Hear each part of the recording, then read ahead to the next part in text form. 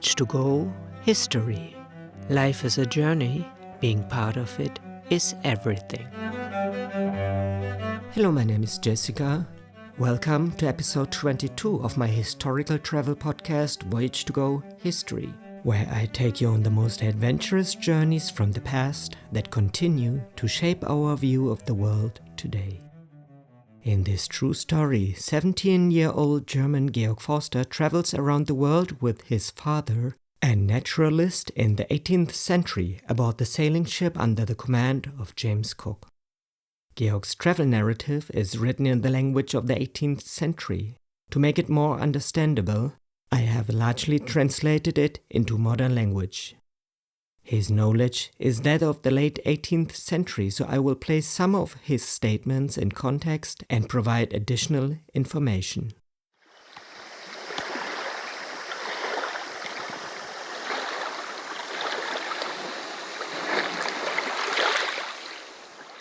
What happened in the last episode? The previous episode of our journey ended with high drama, both on deck and ashore. After Marorai's silent theft of the coveted bedsheets and a narrowly averted shipwreck, the crew managed to refloat the HMS Resolution, with the help of both their own labor and the eager hands of Tahitian islanders. The tension of the grounding gave way to relief, yet the next day brought its own trials.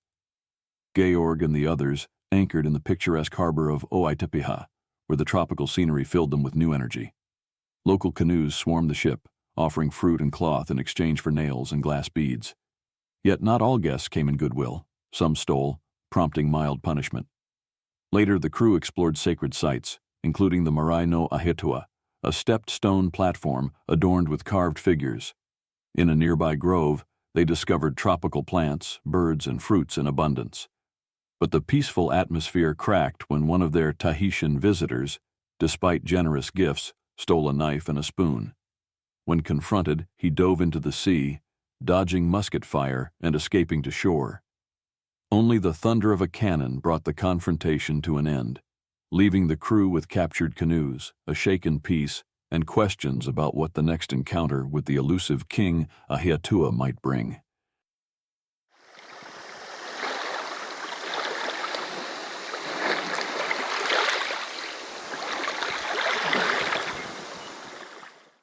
Wednesday, August 18th, 1773, Tahiti. After the turmoil had subsided, they went ashore to take a walk not far from the spot where the water barrels were being filled, hoping to regain the trust of the local people, who had suddenly withdrawn from them because of the recent hostilities. They chose a different path than the one taken that morning and found many banana plants, yams, taro roots, and similar crops planted around the houses. The inhabitants were friendly and kind-hearted people, though, due to the incident, they behaved more cautiously and reservedly than before. Eventually, they came upon a large house with reed walls, which had a pleasant appearance. It was said to belong to the Ahiatua, who, according to local reports, was currently in another part of the island. There they found a pig and a few chickens, the first such animals the inhabitants had allowed them to see, as they had previously kept them carefully hidden and had refused to sell them, claiming they belonged to the Eri, or king. They now made the same excuse, even though the visitors offered them a hatchet in exchange, which, in the locals' view and needs, was probably the most valuable item they could have expected in return.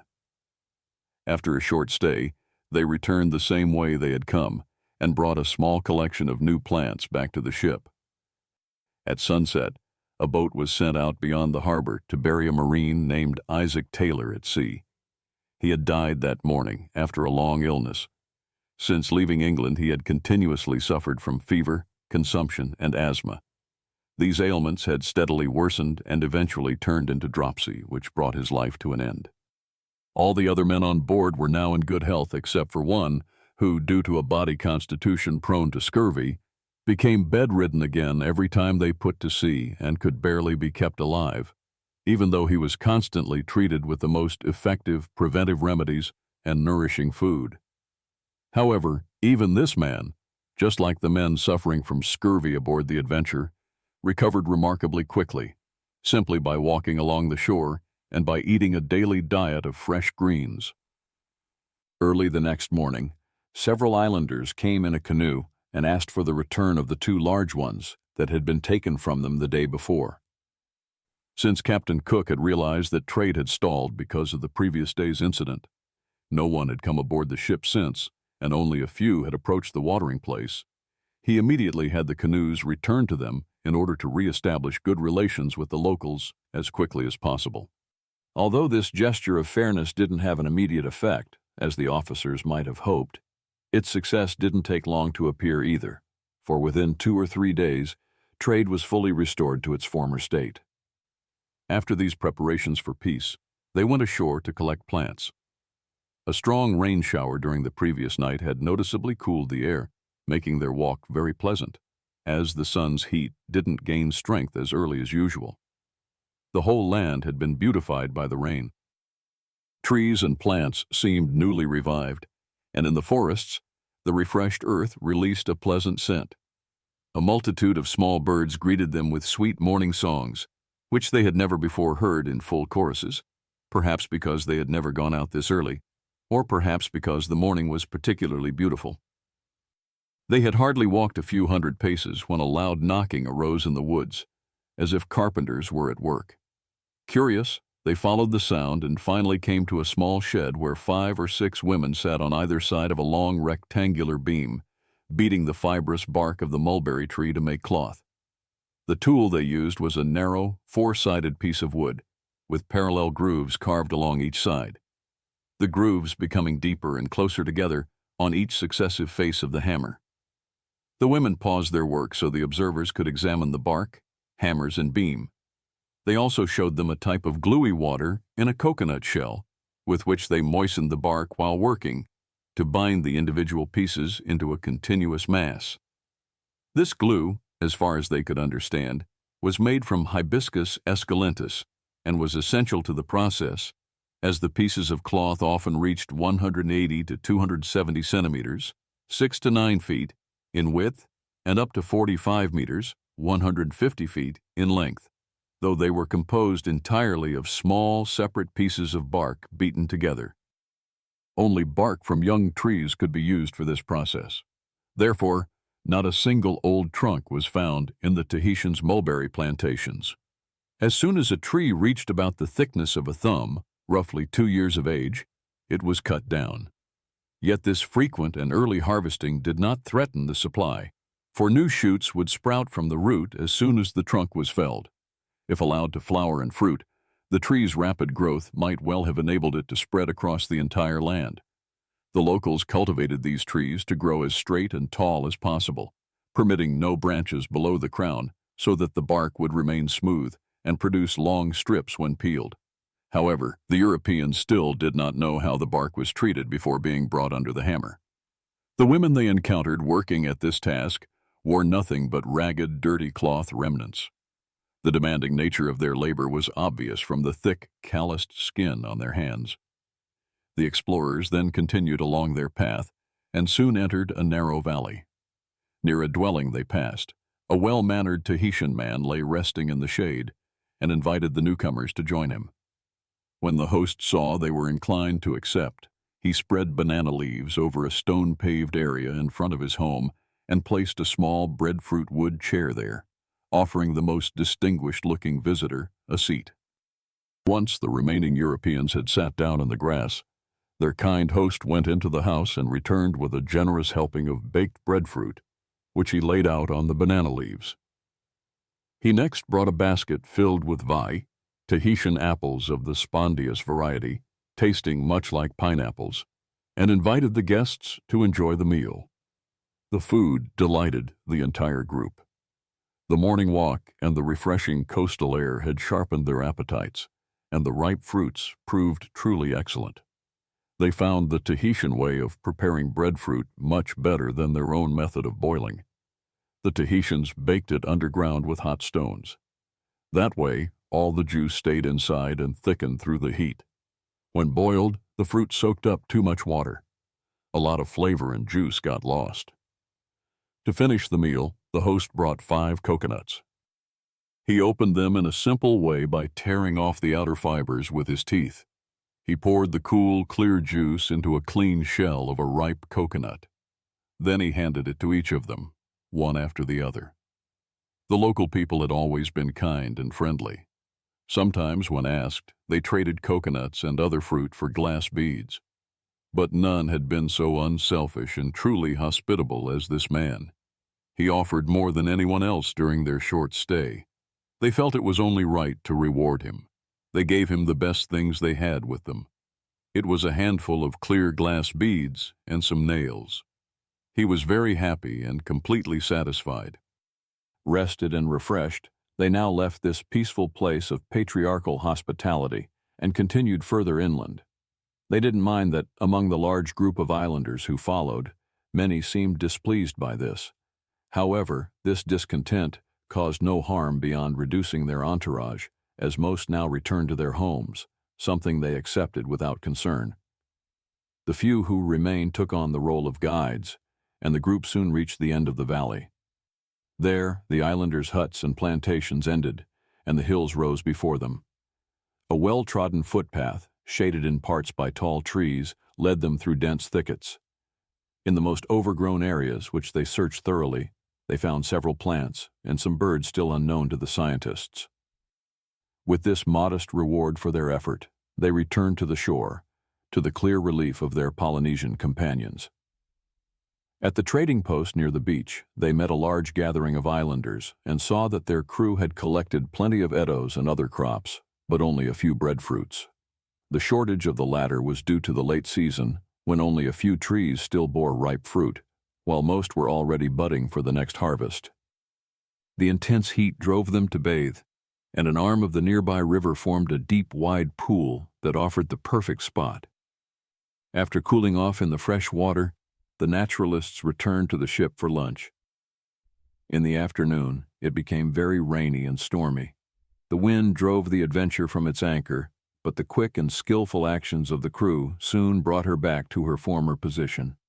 Since this bad weather kept everyone confined on board, they used the time to sort and catalog the plants and animals they had collected so far, and to draw those that were still unknown. Although they had already gone ashore for 3 days of botanical exploration, the number of newly discovered plants remained quite small, a convincing sign of Tahiti's high degree of cultivation. Had the island been less developed, its fertile soil and favorable climate would have allowed hundreds of wild plant species to thrive unchecked. But now, such plants appeared only sporadically. There were also very few animals on the island.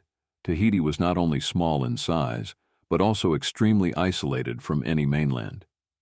Apart from a huge number of rats, freely roaming and left entirely uncontrolled by the locals, they found no other four-legged animals except for domestic pigs and dogs. Birds, on the other hand, were far more numerous, and among the fish, the variety was so great that almost every fresh batch bought from the islanders included new species. This high diversity among marine life could naturally be explained by their ease of movement across different parts of the ocean. That's also why certain species, especially within the tropics, were found all around the world. In the plant kingdom, things here were only disappointing from a botanical point of view, but otherwise all the more advantageous. There were few wild herbs for naturalists to collect, as already mentioned. In contrast, there were plenty of edible plants and fruits: yams, edos, Tahitian apples, bananas, and breadfruit. From these, especially the first 3, since it was just the right season, the islanders brought such large quantities for trade that the entire crew of both ships could be fed. On such a healthy diet, the men suffering from scurvy recovered noticeably fast. In fact, everyone felt very well, aside from a brief bout of diarrhea caused at first by the rapid change in food.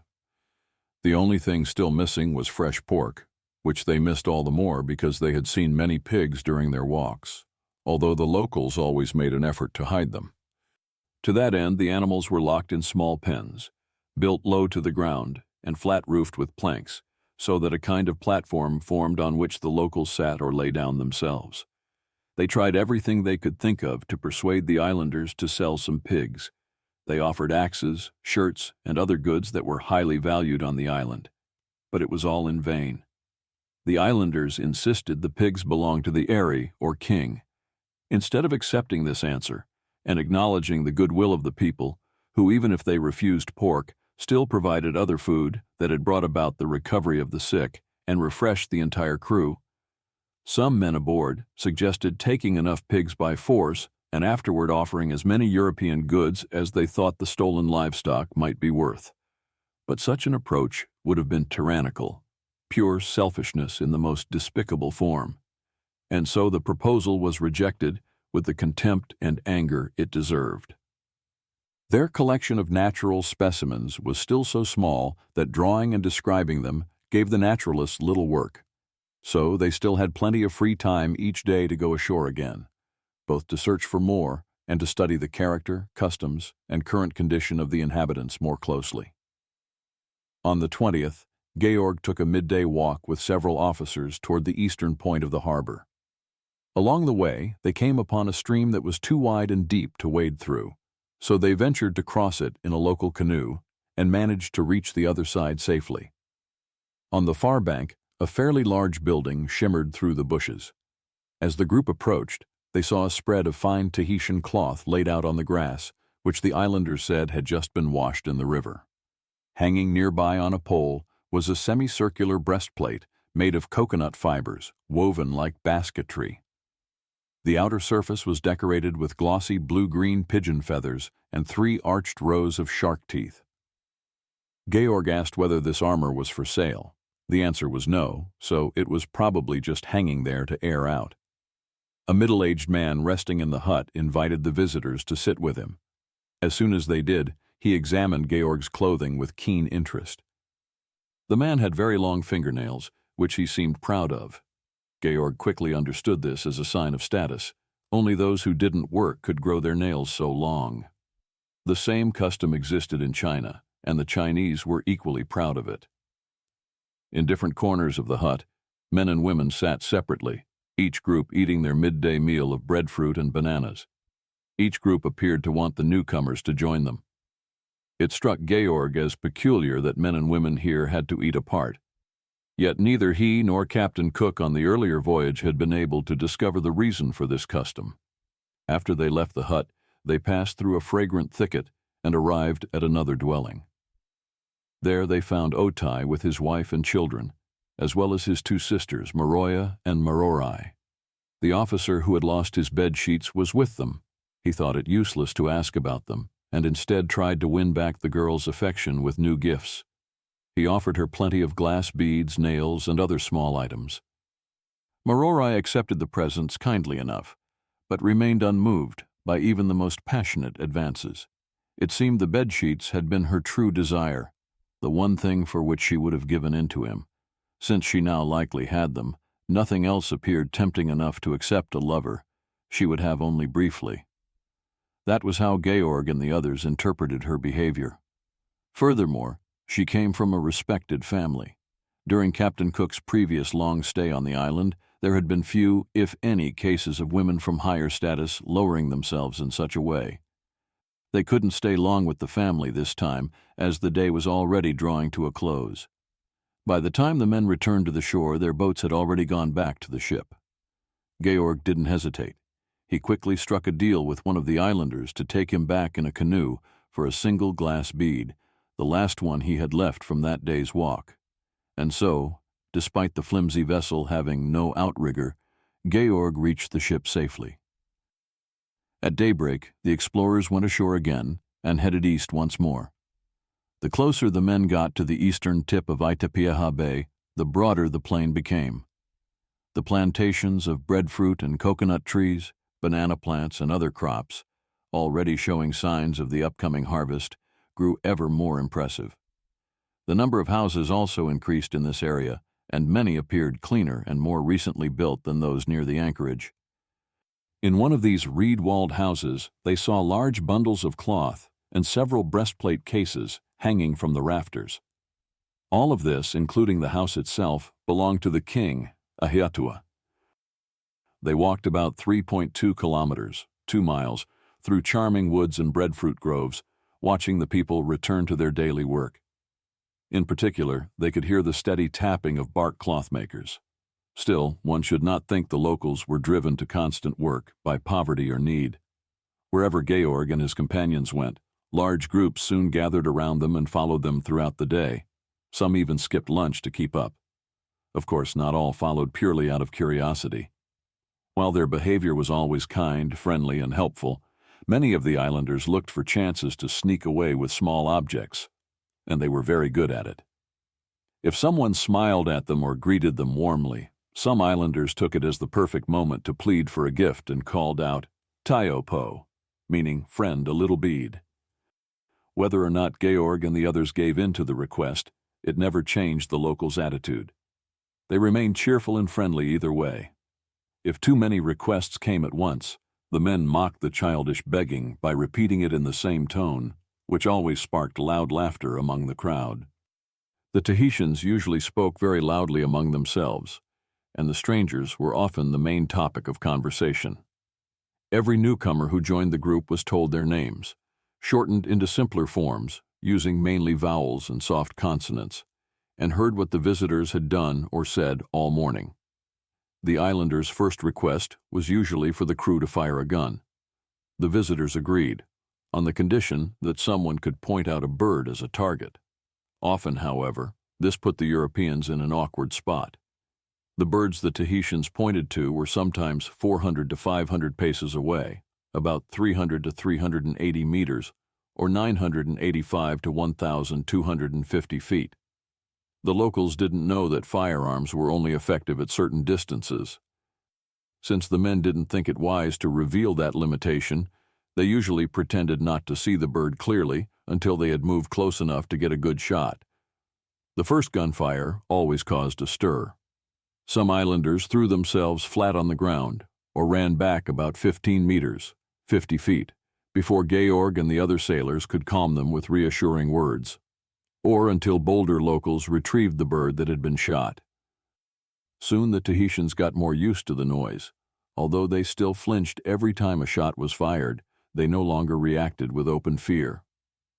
As warmly as they were received everywhere, the islanders still tried to hide their pigs from the visitors. Whenever Georg or the officers asked about them, the locals either acted embarrassed, denied having any, or claimed the animals belonged to Ahiatua. So the crew decided it was best not to press the matter. Even though they spotted enough pigs hidden in almost every hut, they pretended not to notice, or gave the impression that they didn't care. This behavior made the Tahitians trust them even more. After they had walked several kilometers, the group sat down on some large stones that formed a sort of raised platform in front of a hut. They asked the locals if they could provide some breadfruit and coconuts in exchange for glass beads. The islanders were very willing, brought what they had, and soon breakfast was laid out before them. To eat more peacefully, the officers had the crowd of followers sit a little distance away so they wouldn't have the chance to grab any weapons or other belongings set aside during the meal. The friendly hosts wanted to make the breakfast as complete and nice as possible. With this in mind, they brought a coconut shell full of small fish, which they usually ate raw after dipping them in seawater. They tasted the fish and didn't find them unpleasant. But since Georg and his companions weren't used to raw food of that kind, they shared the delicacies and the remaining fruit with those among their Tahitian companions they liked most. After they had finished breakfast, the group wanted to continue toward the mountains. The Tahitians tried to persuade them to stay in the flatlands instead, but Georg and his companions quickly realized that this suggestion came purely from laziness. The locals simply wanted to avoid the effort of climbing hills. And since the explorers weren't particularly keen on their company anyway, they continued on despite the repeated requests. Most of the crowd stayed behind, staring after them, while the rest went their own way. Only a few, who were less reluctant than the others, remained and offered to act as guides. They led the group up a valley between two mountains. There, Georg found some new wild plants and saw many small swallows darting above a creek that rushed over a bed of pebbles.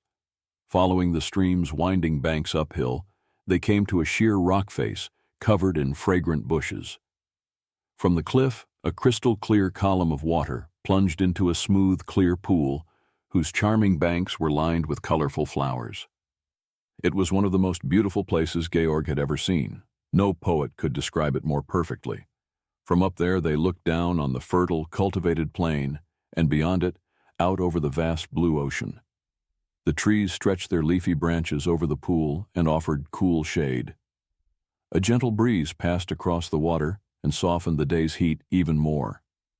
They lay on the soft grass, and while the steady rhythm of the waterfall played in the background, and birds occasionally sang, they described the plants they had collected before they wilted. Their Tahitian companions also rested in the shade and watched them silently. They would have loved to spend the whole day in this enchanting solitude, but their duty didn't allow idleness.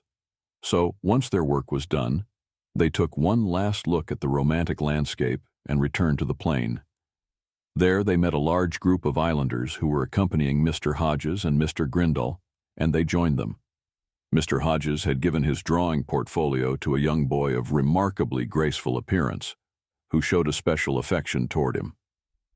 No token of favor could have pleased the young islander more than this public sign of trust. He seemed genuinely proud to walk beside the group, carrying the portfolio under his arm, in full view of his fellow islanders. Perhaps the others felt honored by the favor shown to their countrymen. Or perhaps they simply liked seeing Mr. Hodges and Mr. Grindal move among them so confidently, unarmed. Either way, the islanders acted even more familiar and bold than usual. They reached a large hut where an extended family had gathered. An elderly man lay on a clean mat, his head resting on a stool that served as a pillow. Peace and calm radiated from his face. His silver-gray hair curled softly around his head, and a thick white beard rested on his chest. His eyes were lively, and health colored his cheeks. There were few wrinkles. Sorrow, worry, and misfortune, which age Europeans prematurely, seemed unknown to this happy people. Several naked children, likely his grandchildren, played around him. His movements, glances, and expressions clearly showed that a simple life can keep the senses sharp into old age. Some strong men and simple young women had gathered around him.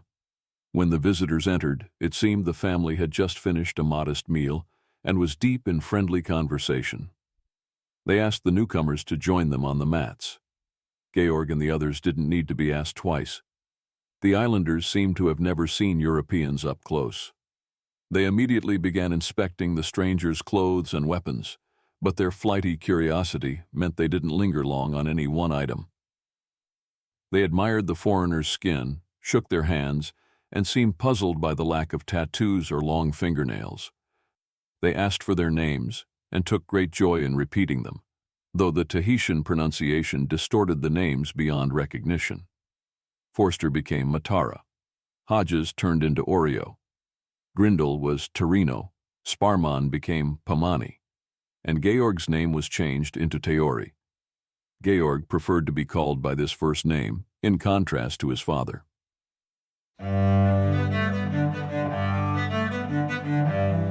This concludes part 22 of Georg Forster's journey around the world about the HMS Resolution under the command of James Cook. I have linked a map of the locations of this episode in the show notes. For those who would like to see the locations of the journey around the world on the present day, I recommend my YouTube channel, Voyage to Go.